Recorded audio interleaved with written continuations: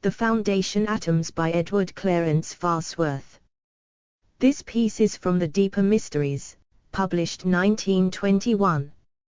In the chapter The Physical Body, page 121 of Arcane Science, it was explained that man's physical body is a temple of many rooms, in each of which are countless little workmen, transient atomic lives under one master workman, while over all is one supreme architect, the Hiram of that body. Also it was said that every organ and part is built up and maintained by these transient lives, whereas the master workman and the architect are permanent through all life cycles, their period of activity in each physical life of the individual being commensurate with the life term of his physical body. Moreover, it was said that the operation of the foundation atoms in man is clue to the activity of the foundation atoms in worlds, and in all lesser organisms. Let us begin the exposition of our subject by examining into conditions proper to one of the lowest rungs of the evolutionary ladder, in other words, into conditions proper to the insect family. There the group soul is the source and center of life for its myriad output. This group soul has in charge the fertilized eggs, whether in the body of the mother, or whether expelled to develop elsewhere.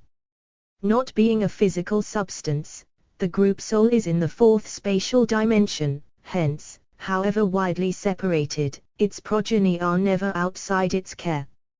Far below the level of self-consciousness, the units of the lower orders of life are at death blotted out, and the infinitesimal experience of each is added to the collective experience of the group soul, which thus progresses towards self-consciousness.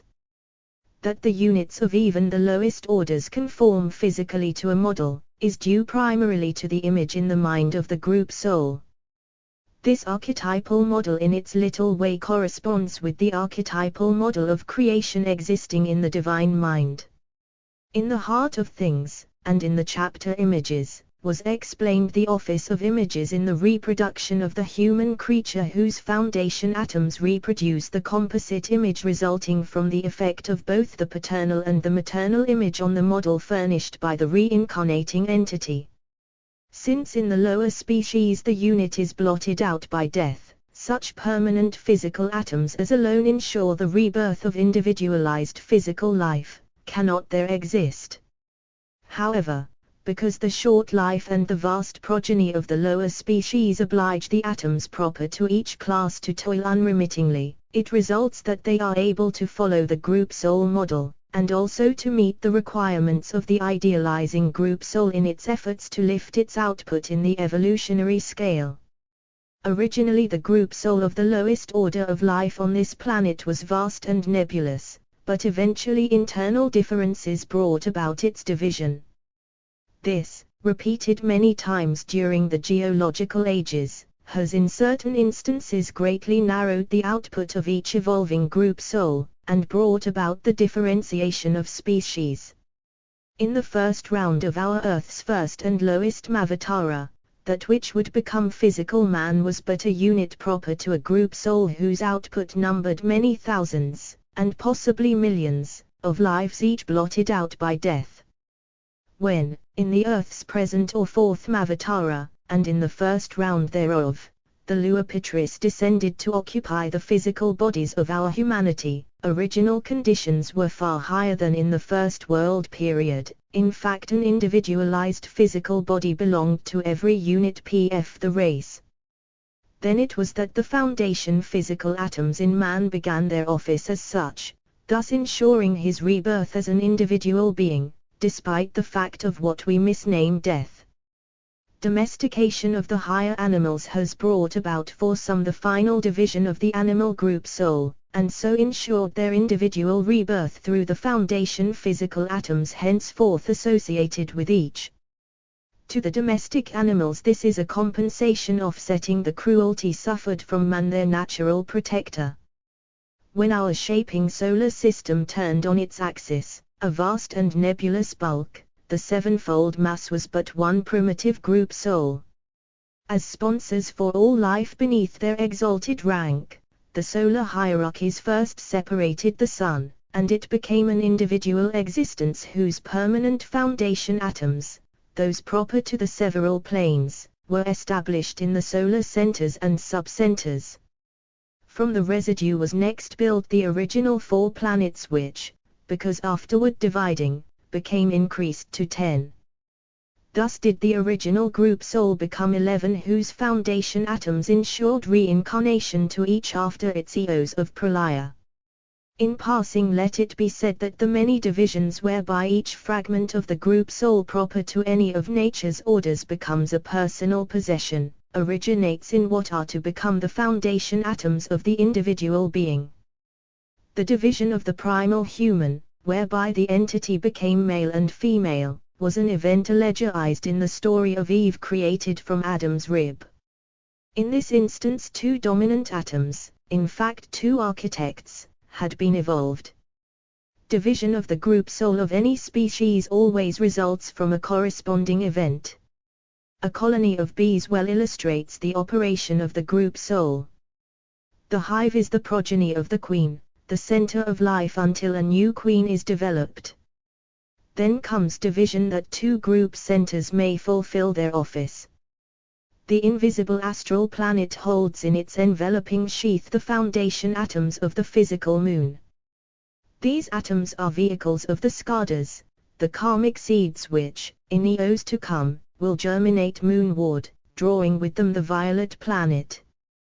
Then the cold shell of the moon, not dead but in pralaya, is to be vitalized into a new birth. Fulfilling their office, the solar hierarchies will then sow the seeds of a new evolution higher than that of the last moon Mavatara.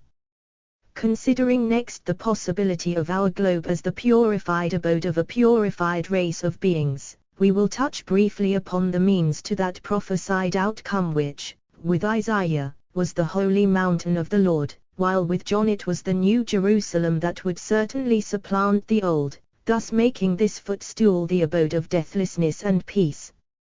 Nor was this outcome unknown to the formulators of the ancient wisdom. In their cosmogony it had definite place, not as a miracle to be, but as the work of methodical law. In fact, it would result from a separative process analogous to those everywhere discoverable in the prodigious descent from suns to things. Purification of the foundation atoms proper to the Earth's physical, astral, kamic, and karmamasic principles, has not kept pace with the slow purification of the corresponding atoms in man which, even from this planet's beginning, were on a far higher level. Therefore the looked-for millennium is not, as the ignorant suppose, to be an early and direct act of God, but rather is it a far-off bringing about through an orderly evolutionary process. For the physical foundation atoms of this globe, always on the plane of the orange, even as are those of man and the higher animals, that purification means their separation from the lower and fluctuating physical atoms. Then will the more evolved orange atoms gather around the permanent ones located at the 7 or, precisely, at the 49 centers, and at many more minor centers of what is to become the new Earth, in fact that Earth withdrawn from its gross material shell, even as the violet planet withdrew from the moon shell. The more evolved orange atoms then will have acquired a degree of stability far exceeding that of the ordinary physical atoms as now existing. Still these orange atoms must fall far short of permanency. As for the foundation atoms, since they are to carry the karmic seeds of another planetary birth, their term of separation from the Earth shell will, after the lapse of ages, come to an end. Because the foundation orange atoms in man, and even the secondary orange, ever have been and ever shall be far more evolved than the corresponding globe atoms, we prophesy of him that in the millennial season his immortality and freedom from rebirth shall be assured.